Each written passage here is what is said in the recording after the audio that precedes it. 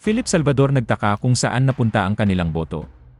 Suportado ang manual recount. Alam niyo po, ang dami nagtatanong, kapwa natin Pilipino, ano nangyari doon sa boto namin? Hindi kami naghahabol para makaupo. Itong ginagawa namin para sa sambayanan. Pero bago ang lahat, kung ikaw ay bago sa aking channel, huwag kalimutan na mag-subscribe at i-click ang notification bell for more trending news. Nagpahayag ng suporta ang natalong senatorial candidate na si Philip Salvador sa manual counting matapos siyang makatanggap ng ilang reklamo mula sa mga botante na hindi sila sigurado sa nangyari sa kanilang mga boto.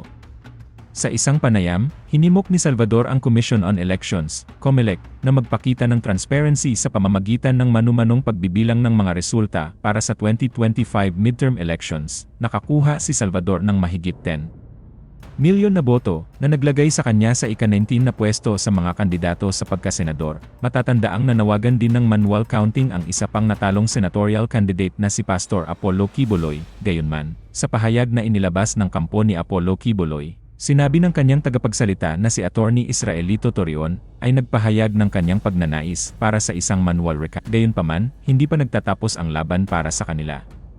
Idinagdag nito, sa maraming ulat ng mga anomalya sa labis na pagboto, hindi pagkakapare-pareho sa mga pagbasa sa balota, at iba pang mga irregularidad sa elektoral. Nanawagan si Pastor Quiboloy para sa isang manual recount ng mga boto sa pagkasenador. Ang panawagang ito ay hindi para tanggihan ang demokratikong proseso, kundi isang panawagan na palakasin ito.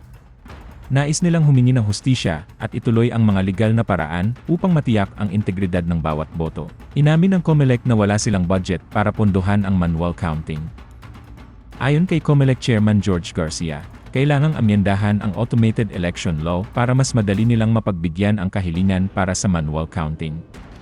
Sinabi ni Garcia na ang tanging paraan para magkaroon ng manual counting ay sa pamamagitan ng election protest.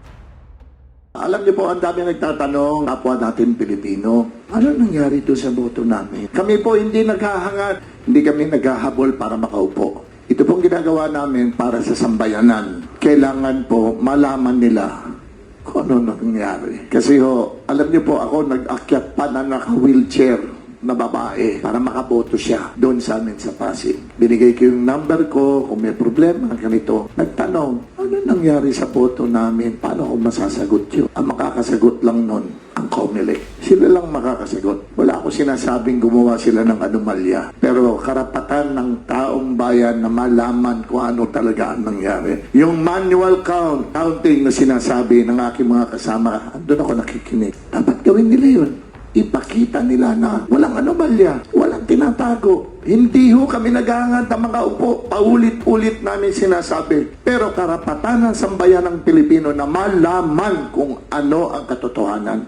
And they owe it to them.